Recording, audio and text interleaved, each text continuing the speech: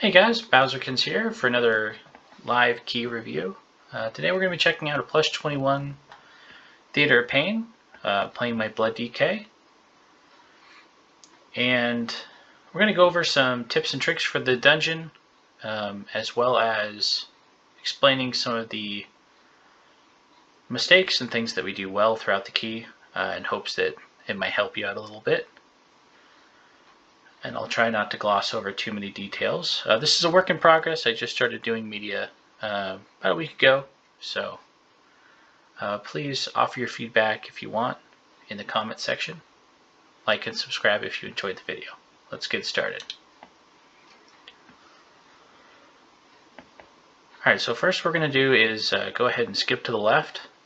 Pretty standard fare here. We're used to doing this with a rogue, but now that we're running double hunter, we just use the Infiz bots here.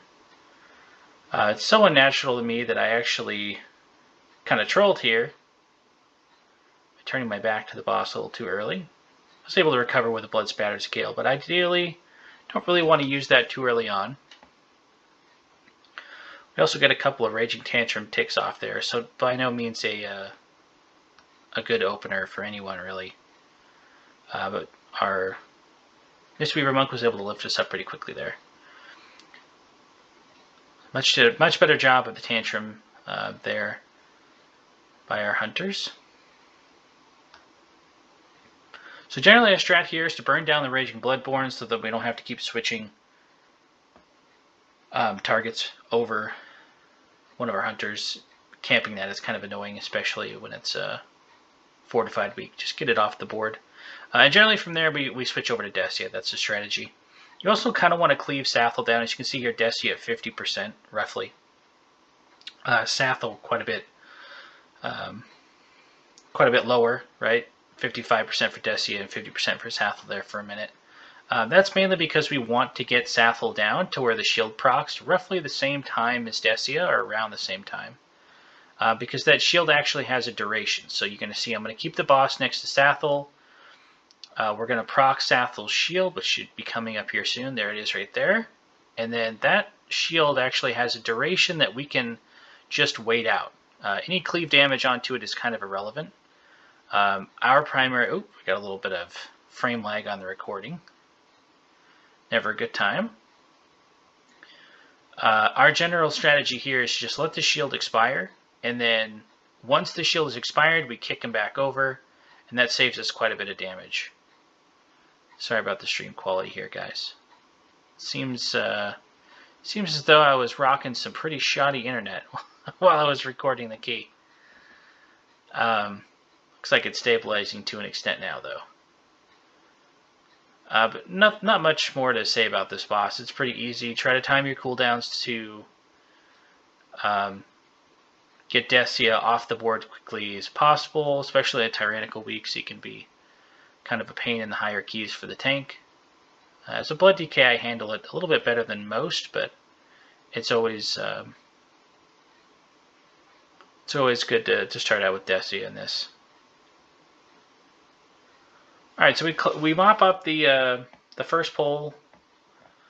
It was by no means clean, and our damage was not as high as it's usually. So,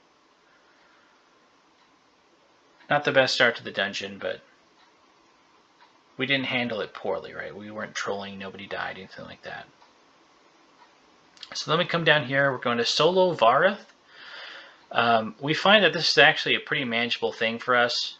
Our burst damage, like the cooldowns line up to the point where we can use short cooldowns here. You can see our warrior pops his Spirit Bastion.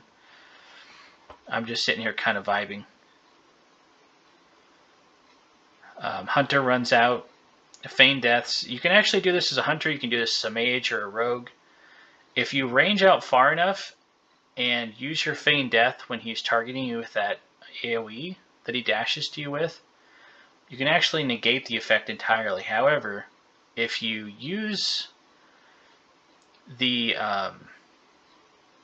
Feign Death, something to drop combat before he starts charging towards you, which is after the channel finishes, he'll just pick a new target and hit them instead. So it's generally a good idea, if you're going to try to do that, to actually get out of range of him by a pretty significant amount, 15-20 yards. That way you have enough time to react to the charge from his carnage. So that little bit of indecision you saw there was not a big deal, but is actually because I completely forgot somehow which wing I planned on doing first. Just one of those things. So I come over here, I'm going to pull the group. I pretty much plan every single time to use my blood spattered scale here because of the huge rush of damage. As you can see, however, I am not doing a good job of getting those guys grouped up well enough and then getting my damage out to get aggro. But this is actually a fairly safe pull. Some groups, not all of them, but some groups will definitely pull all of the souls from this corridor. We found we generally can't do that consistently in our group yet, because it introduces a lot of situations where we end up with some kind of weird one-shot on the healer or one of our hunters, and it's just irritating. So as you can see there, I just straight up stand in one of the green circles. In a hierarchy, that would have killed me. You have to make sure you don't get hit by those circles 100%. I think at this point I was pretty thoroughly tilted in the key because I was making a lot of mistakes, but it's important that you're able to get yourself out of that mindset and refocus on what you need to do. So we just pull this group over here. It's a little bit more, this pull is generally like hilariously safe, but it becomes a lot more interesting when these Spiteful Shades start dropping down, Grievous stacks start going. Our Mistweaver Monk saves the pull, so that's huge. So we decide, before we even started the key, we decided we were going to do a safe route. You can tell there's not a ton of risk being used in our plan for this key. Throw down my AMZ for Soulstorm. If we were playing a little bit more risky, we would pull this Portal Guardian with the Lieutenant down there and DPS them down together. We would focus the Guardian. You always want to focus the Guardian because the Soulstorm is going to do more damage to your group than Arcaloth will. You just have to make sure you get the kicks. But if we split this up into two pulls, it adds quite a bit of time to the key. But we're confident in a 21 that we can get away with this. However, generally, like if we were in a 23, we would have to pull those two together and knuckle up, basically. But so far, fairly standard, safe route that we're going with here. And generally, throughout the key, our risk, due to our results, basically, because you always want to fashion your route if you're in a push group based on how well your group is doing in certain areas. So a lot of our risk that we incur in this key to make sure we hit the timer is in the Stitch wing. Though we do implement a little bit of a risk in the Zab wing. We pull a Lieutenant in with the middle pack. You'll see that later on, though. So basically here, we have a kicks assigned, stun backup, stuff like that. You've seen Intimidation go out there. Our other hunter picks up the Mage's Kick, and I think this spear gets knocked back by the hunter, by the marksman hunter. So huge play there. But it's important on these high fortified weeks that we don't let the Bone Spears go off, because they will pretty much one-shot anybody unless there's an immunity or a big shield effect on them. So do not want that to happen. It's also very dangerous during any raging week, even if it's tyrannical. If those Bone Spears just do a tremendous amount of damage.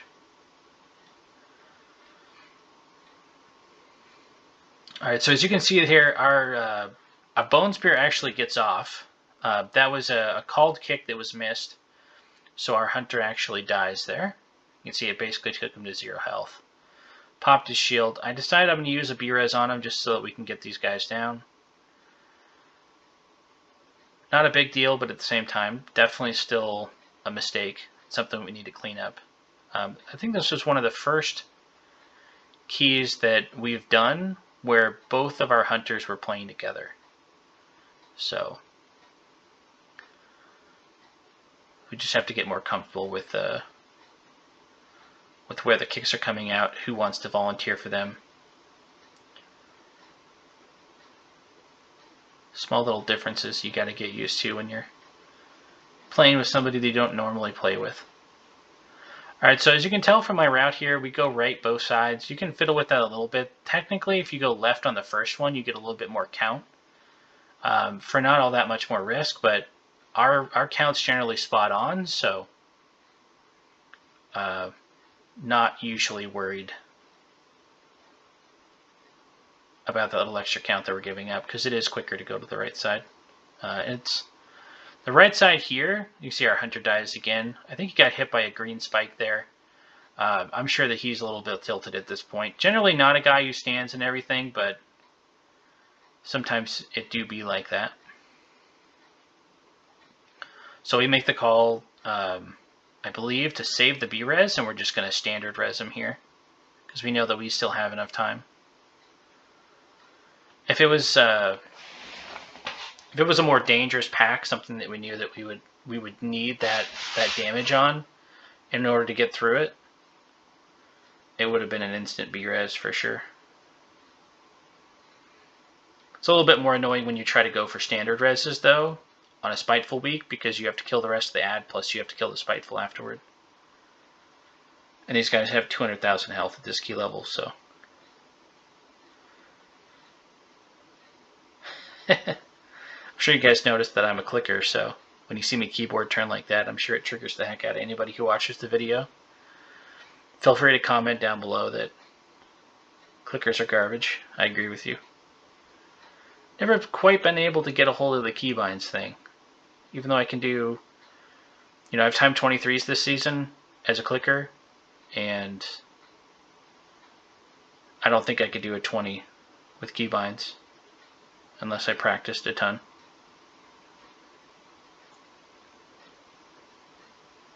So a pretty standard pull here again.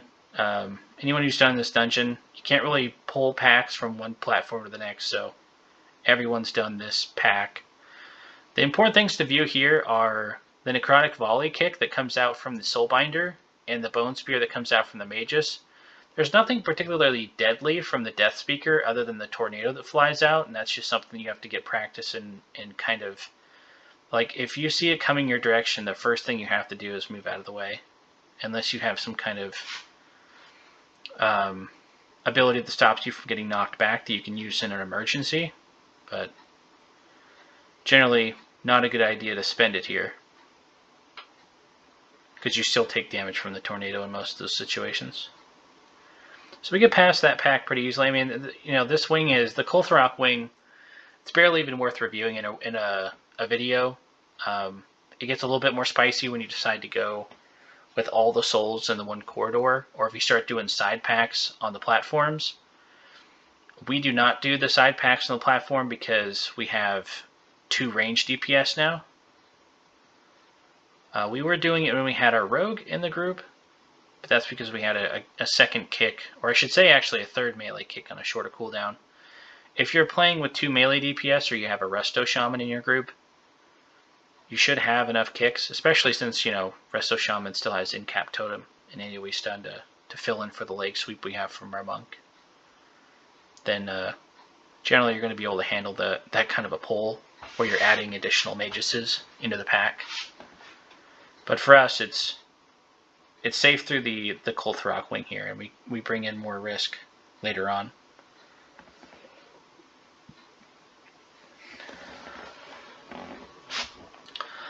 As far as tips in here, for Blood Decay specifically, when you get this dot on you, go ahead and pause it here. When you get this dot on you, this is when you want to use your AMS, your Anti-Magic Zone, or Anti-Magic Shell. To soak up all that, it'll obviously make it a whole lot easier for your healer. Your healer generally, if the dot's going to go on the tank, because it goes on 2 different people, the healer will always dispel the other person, and the tank will be expected to tank that damage, which is great, but I feel like Blood Decay is the best suited. For this dot, in terms of just soaking up best you can, because you have AMS, you have Death Strike when it hits you. I mean, there's so many self-sustaining tools on Blood DK that, I mean, even in high tyrannical keys, that dot, for me at least on Blood DK, has never really posed much of a threat.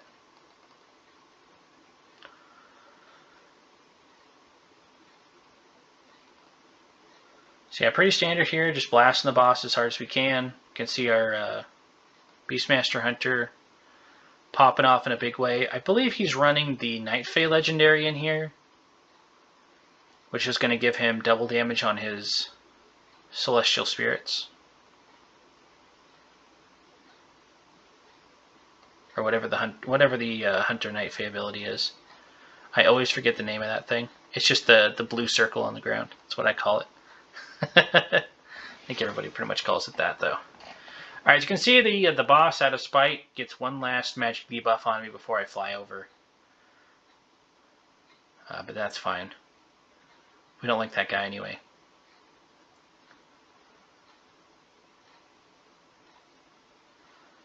So I think we decided to go Stitch Wing next here.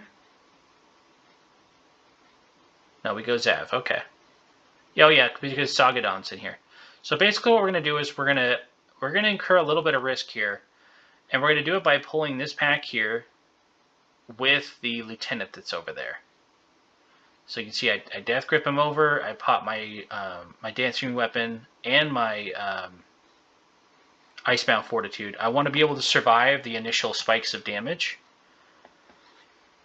on my Blood DK here, because once I get through the ranged mob plus the 2 melees here, I'm pretty much good to go. I can tank this one guy very easily.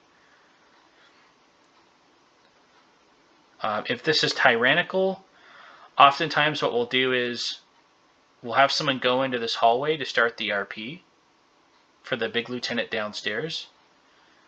And then you can see our hunter runs in to start the RP. And then we actually pull that lieutenant up with a misdirect, or you know, if I'm playing my bear druid, I can just moonfire from a pretty decent distance away. You can see I actually ran into a weird, tricky moment. Let me go ahead and rewind that for a little bit. So in this moment, I'm not taking any damage, and I have 27 RP. You can see here. I don't have a bigger tracking the RP. I'm so used to seeing it here on my health bar that I've never found a need to have a bigger display of my runic power, or my runes for that matter. It's just a very small set of grays here. I'm just so it's. I mean, if I had developed a better habit long ago, then I probably would have a much better UI set up for my runic power and runes. But I'm so used to this that I still gather the information quickly. But in this situation, you're going to see me build up enough RP for a Death Strike, and then I'm actually going to Death Strike before the damage comes in, and then I don't have anything to respond to the damage from the Brutalizer with. So I have to use my scale. It's not a big deal because that's kind of what the scale's for, and you don't want to just have it sitting there doing nothing. But it was kind of a misplay here. You're going to see it. Hard Strike, Hard Strike. I Death Struck way too early there. If I had let him hit me one more time and then Death Struck, I probably would have been in a situation where I didn't need to use my scale.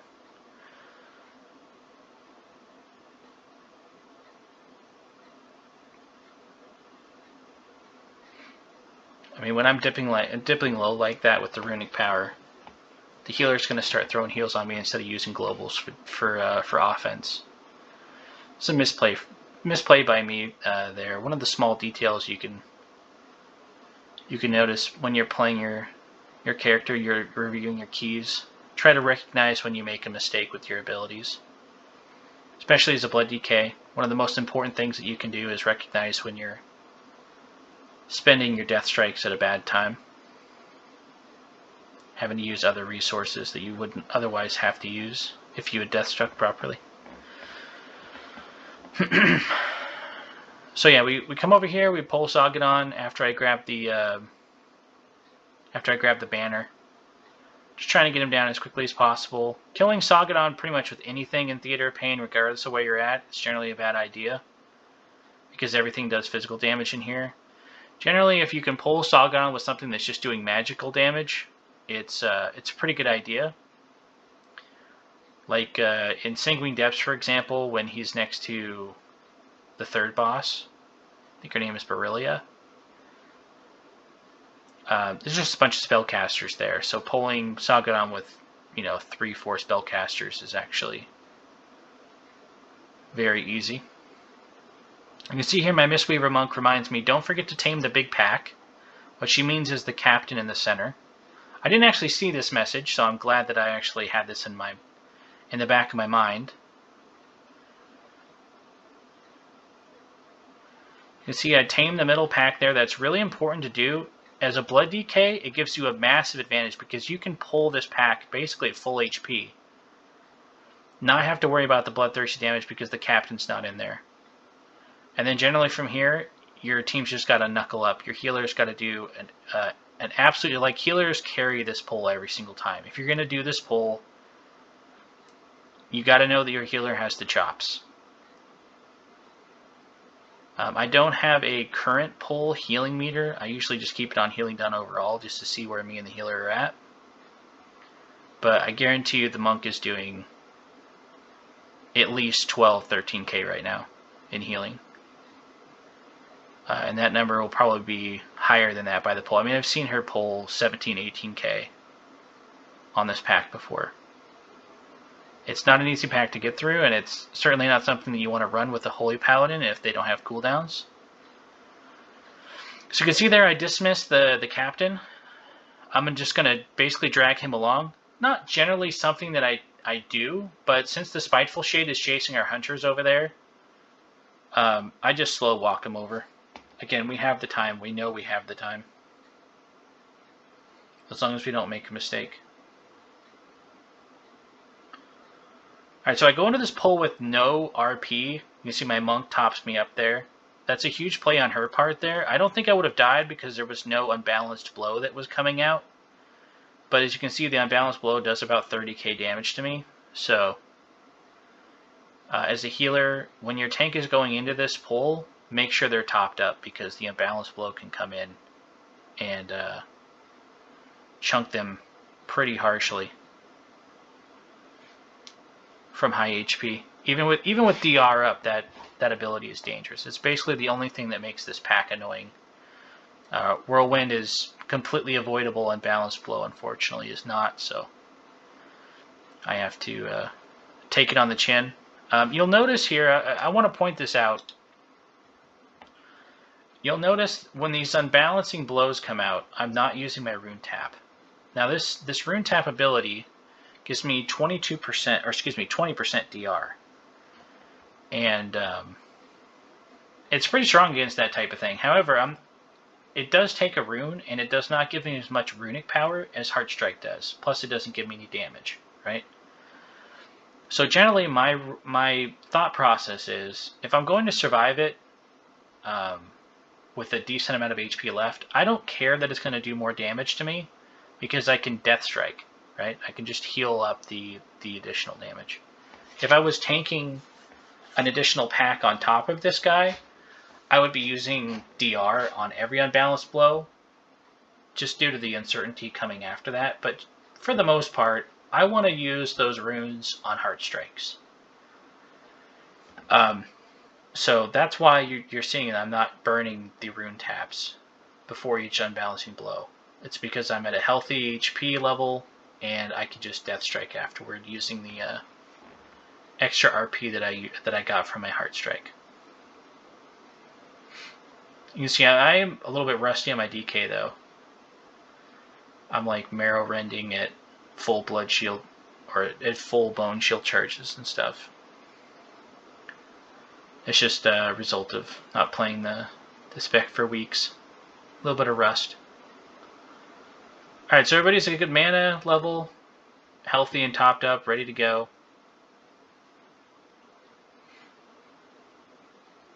Go into this pack with the understanding that we're going to be using Lust if it's up, and we can get full duration. It's tricky sometimes though with our route. Sometimes if we're running like on a fortified week, we won't have the lust up in time. If that is the case, then we know that we can just lust the next pack in the Stitch Wing and get a tremendous amount of value out of it, which I believe is actually what we end up doing here.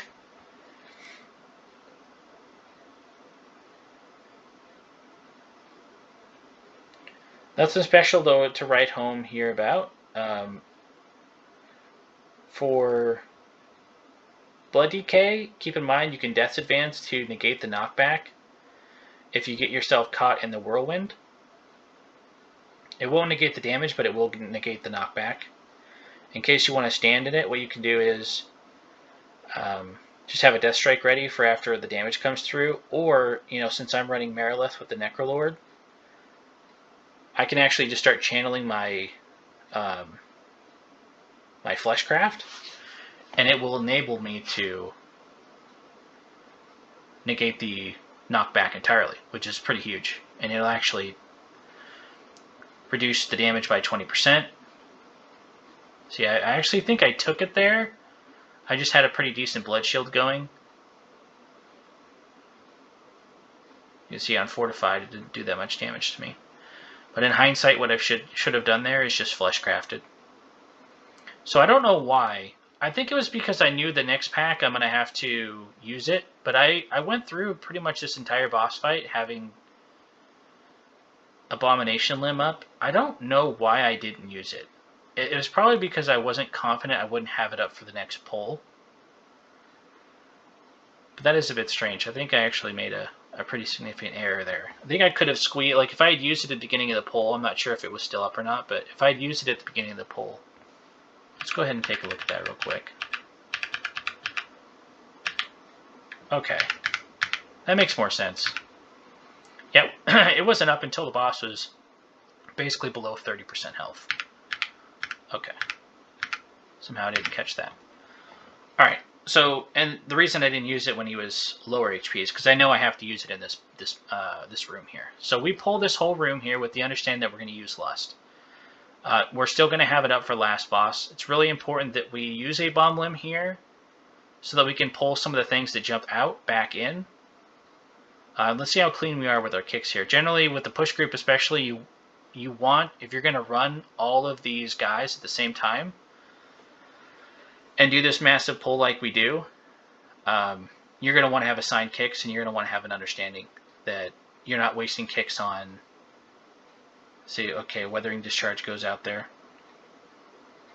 You want to make sure you have an understanding, a thorough understanding, that you do not have kicks being wasted on Decaying Filth, because that's something that our Mistweaver Monk can dispel from the tank.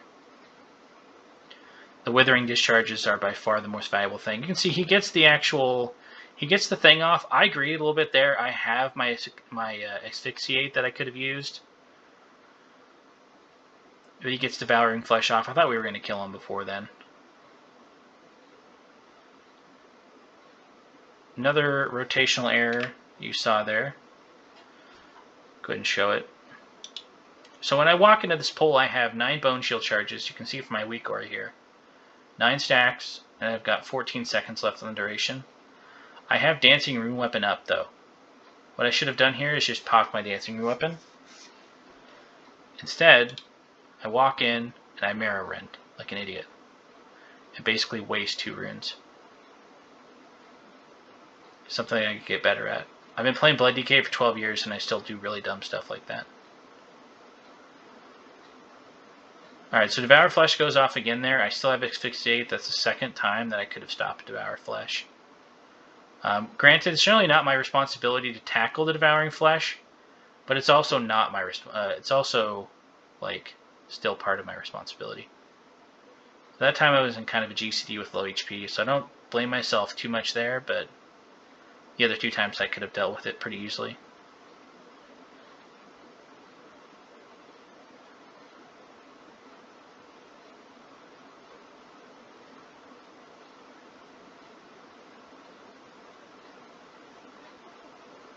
Yeah, not a good performance there for me.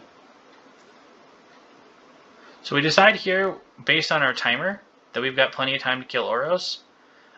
Oros is very skippable, especially if you're in a more coordinated group and your players are competent. You're going to be able to skip Oros every single time. And as long as your tank is good, especially in fortified weeks, you can also skip Sagadon. But that's only if Sagadon is in the middle area after you kill the first boss and you come down. If he's in the Zav wing, like he is in this dungeon for this week, you generally don't want to skip him because there's a lot of risk in being thrown down during the Zav fight and actually pulling Sagadon, which will wipe your group. So if he's in the middle, and you're feeling pretty confident in your group, you can actually skip Sagadon and Oros in here and survive. A lot of people would say, well, the frost scythe at the end is crazy. Why would you do that? It's actually because half of that damage from the scythe from the last boss is magical damage. So you can see here, I'm trying to see which way the pack goes, and I don't grab my Oros power. And it's actually because I just straight up blame Blizzard for making the Oros power as bad as it is. It's barely worth grabbing. But I still should have grabbed it, right? Because I could have taken the one that gave me DR to the group from AoE attacks. Which is relevant for a few mechanics here. Not a very good key on my part. Not very focused.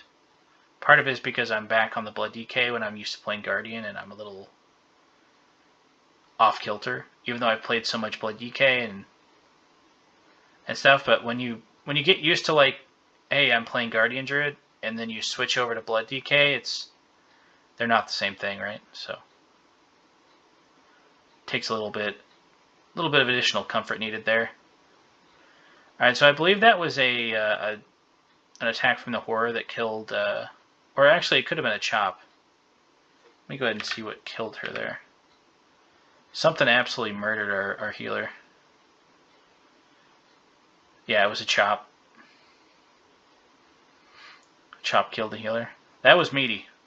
that was a devastating chop for sure, and especially since it coincided with additional damage from other areas that weren't exactly super threatening, but it all came together to kill her there.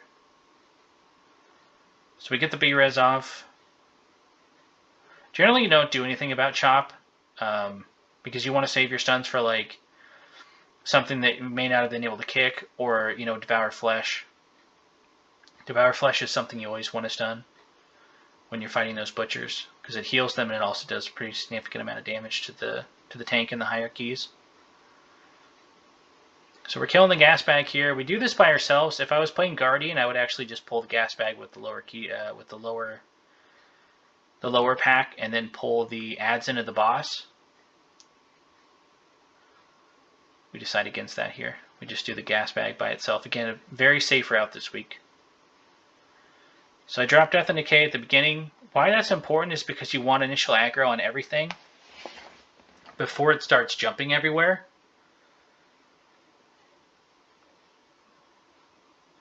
It's very important to do that. You can see I pop Ape on Limb here. That helps me actually interrupt a Withering Discharge over in the distance. And it actually keeps everything grouped together, which is pretty important.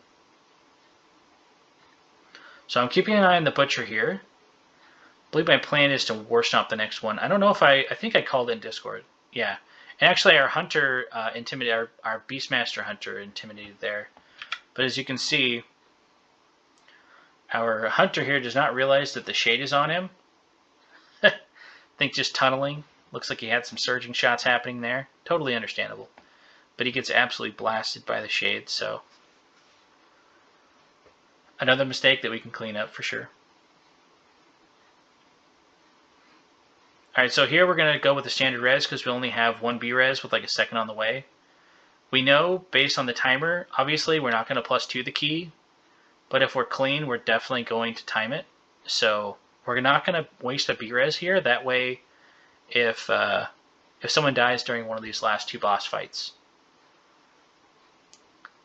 we will have the B-reses available. Alright, so we get the Hunter up, throw out Battle Shout again, and we're off to the races. So when this fight is a blood DK, your job is generally pretty easy. One tip that I can give to all blood DKs, when his Hateful Strike comes out right here, have some RP saved up and then Death Strike right afterwards. That will ensure that you're going to get that big heal and your healer is not going to panic the moment you get hit by it.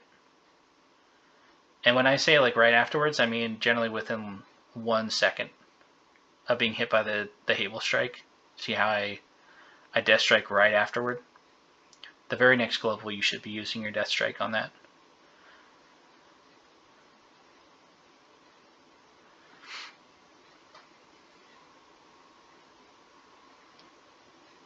Alright, as you can see, I don't have the RP to use on the Death Strike there. I'm more focused on getting aggro onto the ads. And that's fine. I communicated that to the healer in our group. I'm going to need some healing for the Hateful Strike, no big deal.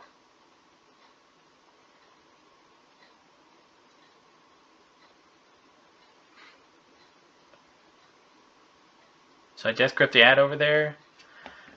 Do your best to try to keep the ads close.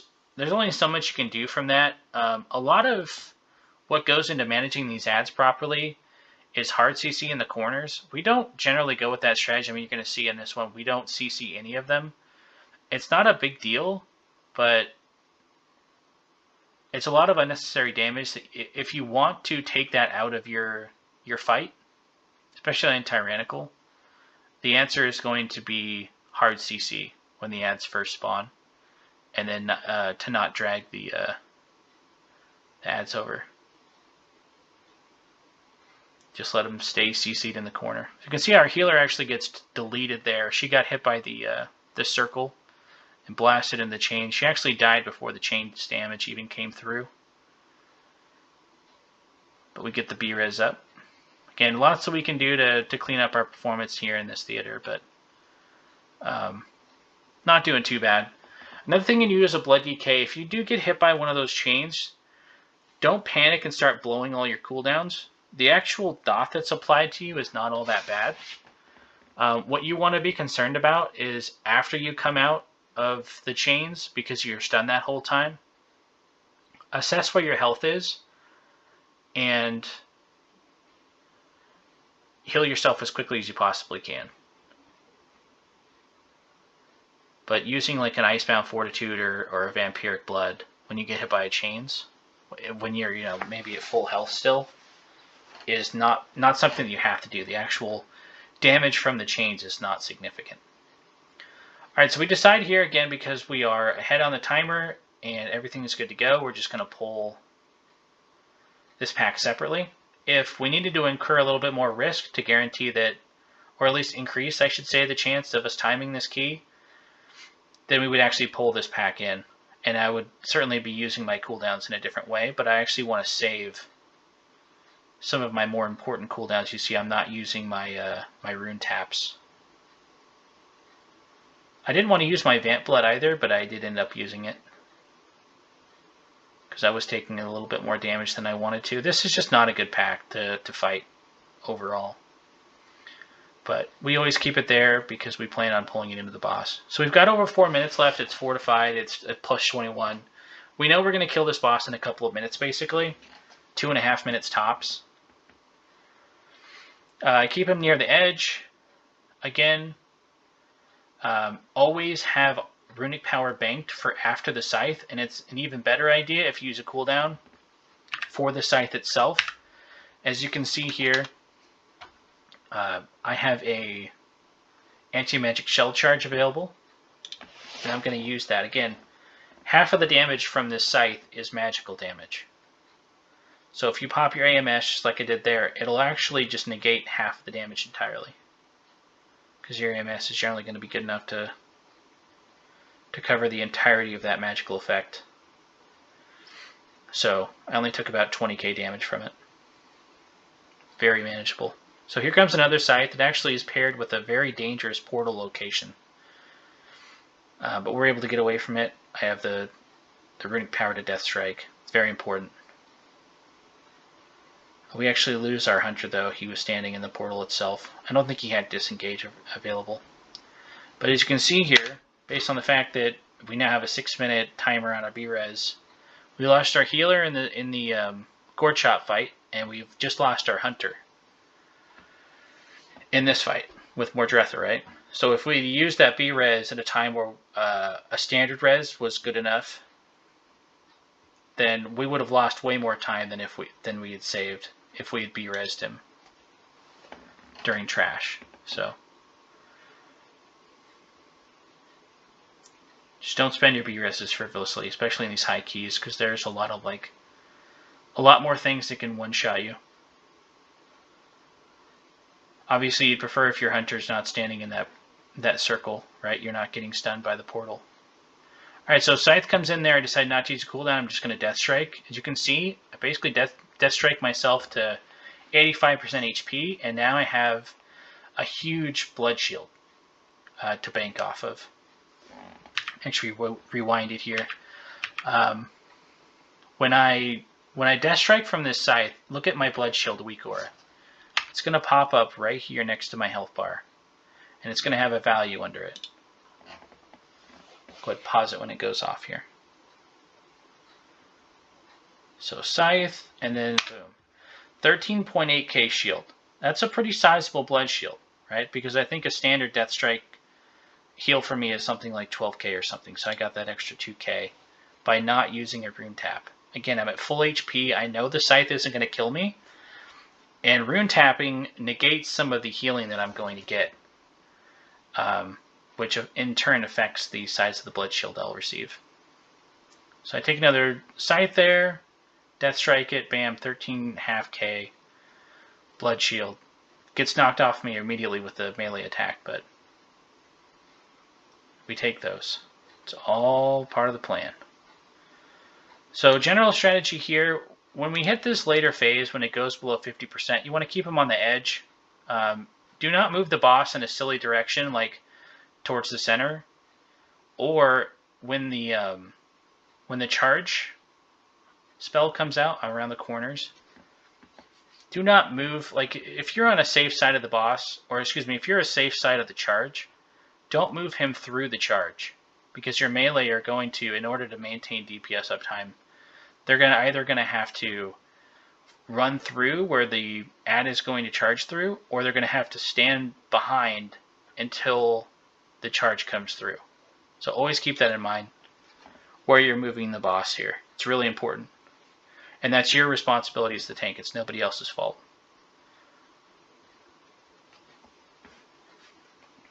So charge comes through. As you can see there, I'm panning my camera to see if there's a good place I can take him. Or her, I should say. I notice pretty quickly that the charges are good to go. I'm moving out of the swirlies. Pretty straightforward. I mean, this is nothing crazy here. This boss is very straightforward. The actual execution of the mechanics don't change much, even if you have Oros slowing you down. The only difference there, if you guys want to know, when you're tanking it with the Soggodon debuff, you always want to have a DR active. And that's, again, even if you're full HP, the physical aspect of the damage, so 50% of it, is going to be increased by 50%. So it actually ends up hitting you for a sizable amount. Even with the Soggodon debuff, though, I will say it does not one-shot me until I get up into like the 22, 23 tyrannical keys. I have no DR and I'm at like 70-80% health, which can happen if he follows it up from like a melee attack that you didn't heal up or your healer didn't top you up from. It can actually kill you. So always keep that in mind. Yeah, again, please write down in the comments different aspects of the key that you want me to go over. I'll try to apply that feedback to my videos in the future. But hopefully this was helpful from a tips and tricks standpoint, and then also help you kind of get a better understanding of how you may want to approach your key reviews if you're recording yourself. Always be critical of yourself first. Recognize when you're making your mistakes. Because generally if you're going through a key and you're saying to yourself, oh, well, look, this guy did all these mistakes and this guy sucks and oh, my healer was awful because they missed this or whatever.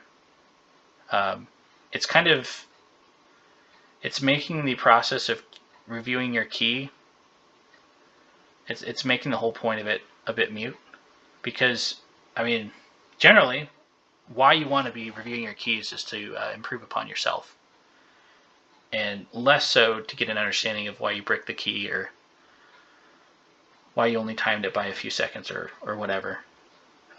Just focus on yourself most of the time. Obviously, if you're in a push group, you have to be a little bit more wide-ranging in your analysis, because you want to be able to provide feedback to your teammates if you see something that they might have missed. Then you can approach them, of course, in a respectful way and talk to them about something that they could be doing better. But generally, the point of key review should always be to focus on the mistakes that you are making and then try to improve upon them. Make sure you're not doing them again in the next key, or at least mitigating them to the extent where they don't cause any deaths is pretty key. So thanks for watching, guys. I appreciate the viewership. If you're interested in watching my live stream, I will generally be streaming in the evening time at 5 p.m. Pacific Standard Time, and generally go for keys 2-3 hours those nights with my push group, and then I'll have random streams throughout the week as well. I need to get a better streaming schedule, but check me out there, Twitch TV/Bowserkins. This has been Bowserkins checking out a +21 ToP as Blood DK. I hope you enjoyed the video, and I'll see you next time. Have a good one.